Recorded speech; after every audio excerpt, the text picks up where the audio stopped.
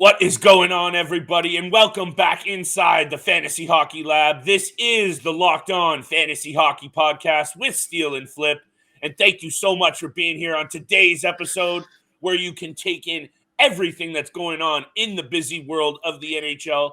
We have tons of coach hirings. That needs to be broken down. We're taking a pause from the Stanley Cup Final for one episode, but trust me when I say you need to still be tapped right in, because everything that's going down in the NHL is going to affect your bets, baby. So let's get it.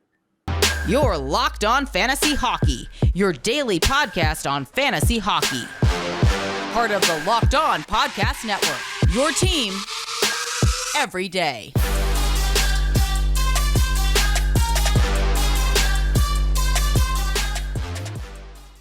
What is going on, everybody? And thank you for being here for Thursday's episode of the Locked On Fantasy Hockey Podcast.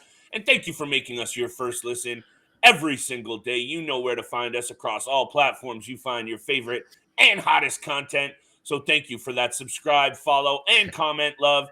Every single day we're getting better, baby. So thank you so much for holding us down, including my co-host Steele. Thank you for being here on today's episode with me, my friend. We're switching it up a little bit, people, and you can expect more of the same while we talk about something different. Analysis, breakdowns, and hot takes. But this time we're taking a quick pause from the Stanley Cup Final that has already been a beauty. Stay tuned for tomorrow's episode where all the Game 4 reaction, Game 5 tee-up, and picks will happen, so make sure you are tuned in for tomorrow's episode as well. We will continue to hammer that Stanley Cup content, don't you worry. But today's episode, Steele, let's talk about it. There is a lot going on in the NHL, including NHL awards. That will be coming up around the break. We're going to talk about Shesterkin, Matthews' amazing season, Cale Makar, Moritz Seider, and everyone else. But why don't we talk about some of these hires, Steele? There is a lot of moving and shaking going on in the NHL. And let's start with the Florida Panthers with a questionable relief of Andrew Brunette. Yeah, it's a little bit questionable, but for me, if you can get a guy behind your bench as a head coach like Paul Maurice, that's a step up in my opinion. He's an absolutely fantastic head coach, a huge leader, and leads by example. And that's, to me, when he stepped down from the Winnipeg Jets, he did it in good consciousness and good heart, and he did what he thought was best for the team. He thought that, of course, I can still be behind the bench and still leading this team as a head coach, but they need a new voice in the dressing room. It's just reached the limit right now, and they need to get to that next phase. I think it's going to be without me. I think that's a great move. Just shows his leadership that he's doing what's best for his organization. I love the hiring for the Florida Panthers. This will probably get them to the next step as well, as we've seen them progress over the last couple of years. I love the hiring. But look, Andrew Brunette had a fantastic season as his first head coaching job in the NHL, a Jack Adams finalist, franchise best season, 58, 18, and 6 on the season, leading in the being first in the Atlantic Division. I think he's got a bright future ahead of him in the NHL as a head coach. And there's a couple of interesting openings so far that we've seen over the last couple of months, seeing some firings and some hirings already. Boston Bruins, Winnipeg Jets, Detroit Red Wings, 3 of the teams that really stuck out to me for a head coaching position for Andrew Brunette. A lot of holes to be filled. He's going to land somewhere. I don't know if I'm fully as for the move as you are. I understand that Paul Maurice is a good coach, and I think maybe it is an upgrade if you want to look at it just from behind the bench perspective, but I think this is a pretty shocking move, and most people expected Andrew Brunette to return. He's a very forward-thinking, smart coach, and he coached his team to the first team to average 4 goals in a century, 4 goals per game, and I know the lineup was stacked, but I don't really get it, and as much as what you're saying jives with me 100% about Paul Maurice, and I do love the cut of his coaching jib, I just don't know about this one, and I think the issues for this team were on the ice and in the cage, and there were a couple of moments where they just didn't get those big saves. They didn't get their power play going, and okay, some of that for sure is on the coach, but I think that some of the players need to be taking a deep look at themselves, Jonathan Huberdeau being one of them, because he was absolutely invisible in that second round. And, I'm with you. I think there is the ability for this Panthers team to kind of bounce back. And maybe this is what they need, a coach like Maurice to fire them up. But I don't know what you think about that take. At the end of it all, I really do think Jonathan Huberdeau and those big guns will need to be a lot better come playoff season next year if they're going to take that next step you're mentioning. Yeah, well, first, I think it was a shock to a lot of people that Andrew Yeah. Burnett wasn't coming back to the Florida Panthers organization. Even I thought that he would be coming back, but again, I think with the organization, with everything that happened in October with the firing of Joel Quenneville, he comes in as interim coach and then becomes the head coach. I think for the organization itself, maybe just wanted a fresh start, even just to get away from it a little bit more, even though he had nothing to do with it. Yeah. That's just my take on things. Mhm. But you're absolutely right. Huberdeau needs to be a lot better. A lot of those stars need to be a lot better moving forward in the postseason, because a lot of the blame and a lot of the accountability needs to be put on them. Yeah, and some of those guys just also didn't, I'm not trying to blame this all on Jonathan Huberdeau. This isn't a Florida Panthers episode. We're going to move on here in a second. But, Anthony Declare, Sam Bennett, that third line you and I talked about all year long, Mason Marchment, Anton Lundell, those kinds of guys, they were ghosts as well. So I think there's still a lot of good things to like about that Florida Panthers team. Let's not get that twisted for a second. I will be intrigued to see. I'm reading a couple articles out there that this move for Paul Maurice was more Andrew Burnett was a short-term replacement for Joel Quenneville. This is the long-term replacement. So maybe I'm understanding that angle a little bit more. But why don't we just talk about Paul Maurice very quickly, Steele? And we can get into John Tortorella. We'll get into the NHL awards. And we will quickly also talk about the amazing season that was Austin Matthews.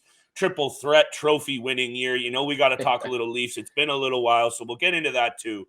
But look, Paul Maurice, 55, head coach in Toronto, Carolina, Hartford, and Winnipeg. We know he's a fiery guy. We know he doesn't take a lot of BS behind the bench from his players, media, referee, or otherwise. So maybe this is that kind of move that needs to snap the Florida Panthers into it a little bit, Steele.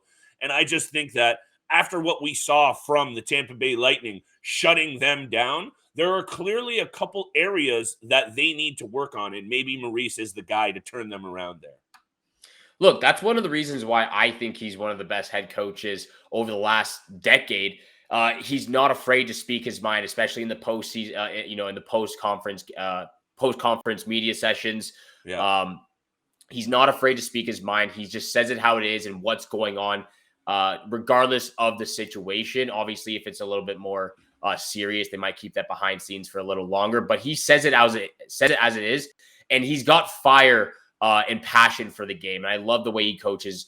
He's an absolute terrific head coach, and I'm really excited to see what he brings for the Florida Panthers. Yeah, and I'll leave it in at this too, because another interesting caveat that I'm just seeing now as well that I didn't know before. They're actually bringing Andrew Burnett back most likely as an assistant coach on Paul Maurice's staff, which is an interesting move altogether. So I don't know if I'm loving that as much. In with the old and keep the old. I don't know what's going on there, but hey.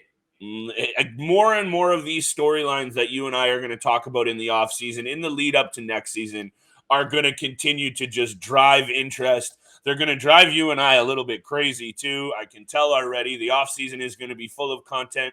So make sure you are locked into the Locked On Fantasy Hockey Podcast for all of your summer content needs. Like I said, tomorrow's episode, Game 4 breakdown between the Tampa Bay Lightning and Colorado Avalanche, teeing up Game 5 with our picks and predictions, of course. Later on today's episode, we are going to get right into the NHL awards after the break, talk a little Jordan Tortorella and Austin Matthews, of course. But before we get there, need to holler at you very quick about the Coconut Brownie Chunk Puff from the people at Built, who brought you the puffs and the bars. You got a coconut brownie chunk Built bar, a flavor you are going to love. It is deliciously chewy marshmallow covered in 100% real chocolate.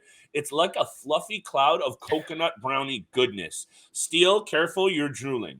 But still listen up. They are good for you. Low calorie, low sugar, high protein, and it's all delicious. I don't know what else you need to hear. They are loaded with protein. They are delicious. Make sure you head over to Built.com today to check out these delicious coconut brownie chunk Built bar puff treats. Go to Built.com, use promo code LOCK15, and get 15% off your order. I'll hit you with that one more time. Go to Built.com, use promo code LOCK15, and get 15% off your order. Thank you for making the Locked On Fantasy Hockey Podcast your first listen every single day. Don't forget, we are free and available on all podcast platforms, which also includes YouTube. So if you haven't hit the subscribe or the follow button, please do so right now. You'll get all the latest content once you subscribe and follow the Locked On Fantasy Hockey Podcast. And Flip and I appreciate it so very much. So thank you for tuning in as well for today's episode. Let's get right back into the coach hirings so far, in the last couple of days. John Tortorella being hired by the Philadelphia Flyers. I know you've got a lot to say about this, Flip, so I'll just hand it right over to you. Yeah, look, I do have a lot to say about it because John Tortorella is one of those polarizing kinds of coaches that, you either love him or hate him. I don't know if that's a fair assessment because I think there's just something about John Tortorella that I don't know. I can't put my finger on it. He either gets the most out of his players or he drives the entire room against him. The Philadelphia Flyers are also a bit of a mess. I'm not trying to pick apart one of the long-standing franchises in the NHL, but a quick glance at this lineup, and I would be concerned because up the middle, you have Kevin Hayes, Scott Lawton, Morgan Frost, and Nate Thompson. Carter Hart is coming off of a very, very rough year. There are a couple of nice bright spots. There are a couple of young players coming up for this team, that have some shine. But John Tortorella, I don't know what happens here, Steele. And there was a lot of holes in the NHL coaching circles, and you knew Torts was going to land somewhere. But I'll hit you with one of his quotes from one of his first meetings as the Philadelphia Flyers head coach. He's talking about wanting players on his team that do, quote, a little bit of everything. Quote, you don't find too many John Anderson or Tommy Wilson types. There aren't many of those in the league. Those are the kinds of players I want. I don't know if there's a single one on the Philadelphia Flyers lineup that does that kind of thing, so they might be in tough. I don't know if you like this signing. I'm on the side of I don't really know what's going on in Philadelphia.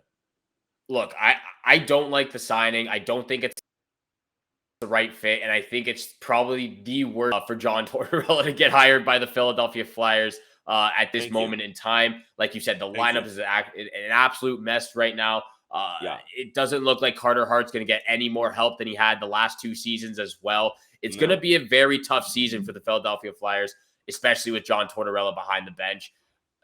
Looking towards the midway of last season as well, towards the end of the season too, guys like Travis Konechny and Joel Farabee just looked absolutely furious out there. Just not having a good day every single day, a bad month, pretty much a bad year. And they just looked absolutely frustrated, absolutely gassed. And I don't know if John Tortorella is the guy to get them going the way that he approaches the game and the way he approaches being a head coach. To me, I think it starts off a little dandy. Everyone's kind of happy with the new coach. It's a fresh start. That's what they believe it's going to be. And then towards the end of the season, starting as well in his second year as the head coach for the Philadelphia Flyers, it's going to go downhill real quick. Yeah, he's a defense-first coach, one with a ring on his resume, so I don't want to poo-poo that too much. He's earned his credit in the league as a coach that can have success. Have we seen much of it lately? Not really. The Columbus Blue Jackets stint really did not work out. Couple of stints there in the playoffs, but nothing really substantial to note. Obviously, they upset the Tampa Bay Lightning that one year. That was impressive, but nothing really from there.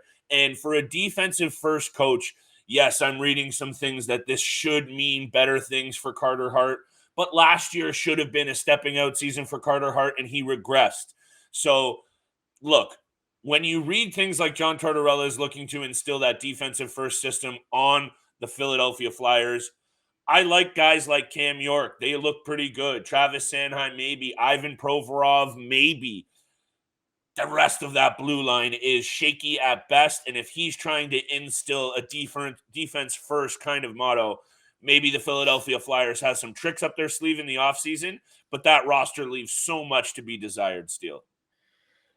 I don't know. It just looks like there's a bunch of hotheads on this in the lineup right now and on the roster. guys who just don't want to actually be playing in Philadelphia. We've seen a couple of guys leave over the last couple of seasons as well and demanding trades. I believe Ivan Provorov is one of those guys who does not want to be in Philadelphia right now. And I just don't know if it's the right time for the Philadelphia Flyers to hire John Tortorella. That's just my opinion. It could all work out. I could be eating my own words in a year's time, but as of today, I don't think it's the right time, and I don't think it's the right fit. No. And hey, look, we're going to move on now. And there, like you said, we could be proven wrong. I don't hate the Paul Maurice move. I like the Pete DeBoer move. There are a couple of these NHL coaching changes that I agree with a little bit more than this one. This one's not it, but that's okay. That's why you tune into this show, for the searing hot takes. But Steele, are you ready to move on to the NHL awards? Because it's a little bit more of an upbeat conversation. Yeah, let's move over to the NHL awards. But first, I got to thank everyone out there for making the Locked On Fantasy Hockey podcast your first listen every single day. Don't forget, we are free and available on all podcast platforms, which also includes YouTube. And thank you so much for tuning in for today's episode with Flip and I. Look, the Stanley Cup Finals are still going on, but that doesn't mean that the NHL award ceremony doesn't happen until the end of the season. Regardless of who's in the Stanley Cup Finals and who's still playing, they're going to release the awards. And look at Austin Matthews, Toronto Maple Leafs leading the way. Three hardware secured in the bag: the Hart Trophy, the Ted Lindsay Award, and the Maurice Rocket Richard Trophy as well. Just an absolutely incredible season for Austin Matthews. Yeah. And I think everyone really saw this coming at the midway point. Look, everyone knows on this show that you and I are Leafs fans. We do our best to stay unbiased. That's sometimes tricky. But one thing that you don't need to be unbiased about is how good Austin Matthews was this year. And when you think about a couple of stretches there that some of the rest of the Leafs, like William Nylander and Mitch Marner, are putting up 0, 0, 0, 0 in the stat line, like Sam Mitchell, 0, 0, 0, 0. But it's true. He carried the team through those stretches, 60 goals, 46 assists for 106 points in 73 games. He missed here we go with the numbers. He missed 8 games, 9 games. Yeah, 9 games. And I just wonder what number he would have hit goal mark if he was in there and he didn't have to come back from a couple of those minor injury stints. Look, the award show was a little bit hard to watch from just like a perspective of watching something on TV. It was a grind, but it was really great to see Austin Matthews get his due. We know the beauty of Connor McDavid. We know some of these guys in the league. They're going to be there every year, but Matthews was special this year. And it's just, hey, Ted Lindsay is one of those awesome awards, right? Voted on by your peers. So good for Austin Matthews. And I want to hit you with this, Steele. Where does he go from here? Because that is a historically good season, winning those 3 trophies. I'm not talking about getting bounced in the first round. I'm talking about Austin Matthews. Do you think he can push that 60 goal total north of 60? Yeah, I think he can, especially if he can stay, if he can obviously stay healthy, but if he can, make sure he's smart out there on the ice and don't take any dumb penalties that can, maybe turn into a suspension, which we saw this year on Rasmus Dahlin as he got suspended for 2 or 3 games, I believe it was. Yeah. So if he can stay healthy and stay smart and be reliable on the ice, we've seen him do so many times, but just those small incidents, if he can just keep that in mind heading into next season, there's no question that he can put up 65, even 70 goals. If he's got 9 more games in the bag, he was almost putting 2 goals in at pretty much every single game anyway. So if he's got 9 more games, he can probably put up, maybe 9, 10 goals. Okay. That's a possibility right there. Love it. I love the confidence. Hey, sky's the limit with a guy who can shoot the puck like that. He's got some chemistry building with Mitch Marner as well. So that's a caveat that you can't ignore. And we'll leave the Austin Matthews conversation at this. Hart Trophy voting, 119 first place votes. Connor McDavid in second with 29. So this was clear that this was Austin Matthews' year. I want to give you your props for saying that from the jump of this year that he was the best player. Best player, MVP, maybe a slightly different conversation. But for the sake of this show, I'm going to agree with what you said. Austin Matthews, best individual season of the year for sure.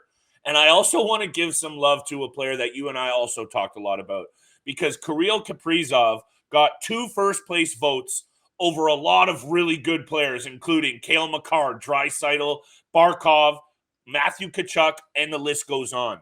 So the fact that Kaprizov is right in that mix, you and I talked about him a lot as well, want to give us a chance there for some credit.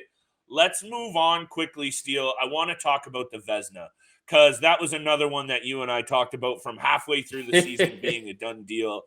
Igor Shesterkin takes 154 points in the voting. He got 29 of 32 first-place votes for the Vezina.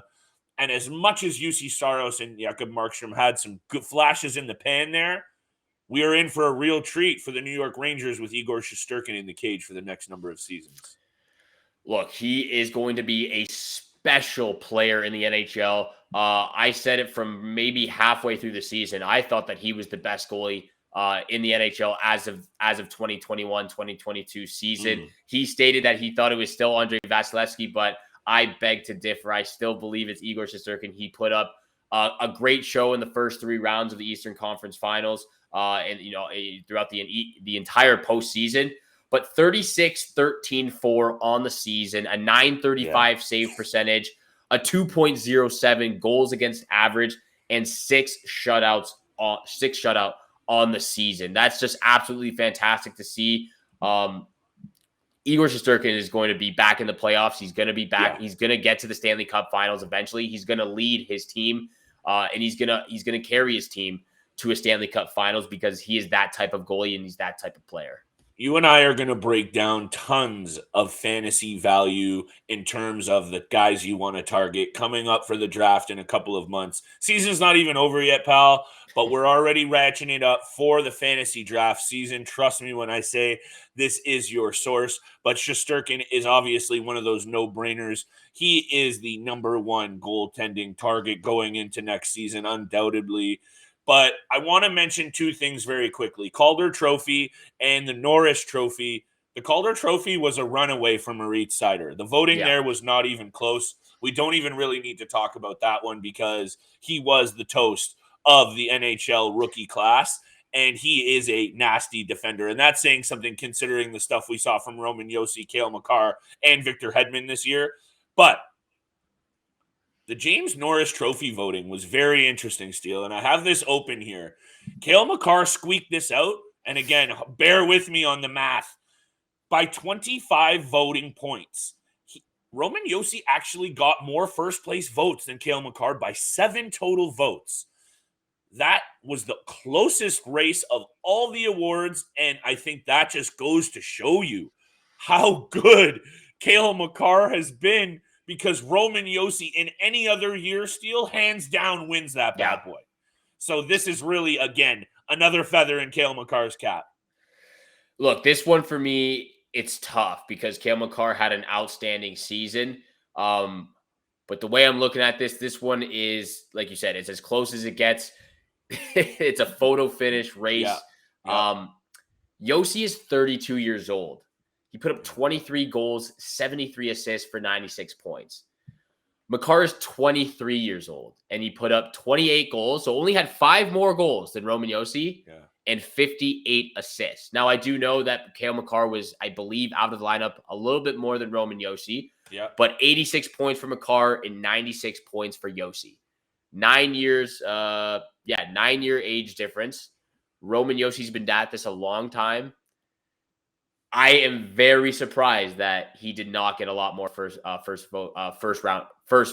in this Norris Trophy race. Very surprised by this. Every single voting breakdown was a landslide victory for the winner. And this is really interesting. I love looking at the breakdowns of the voting. I love that gets put out.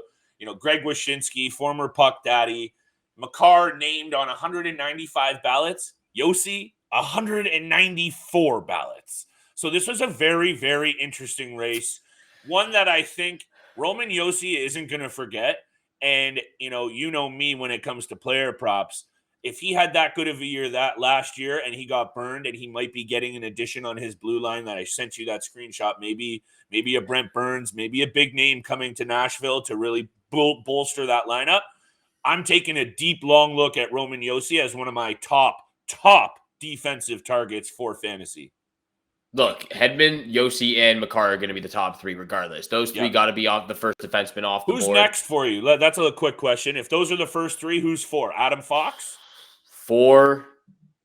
You can have Maybe Adam McAvoy? Fox up there. Adam Fox up there. John Carlson.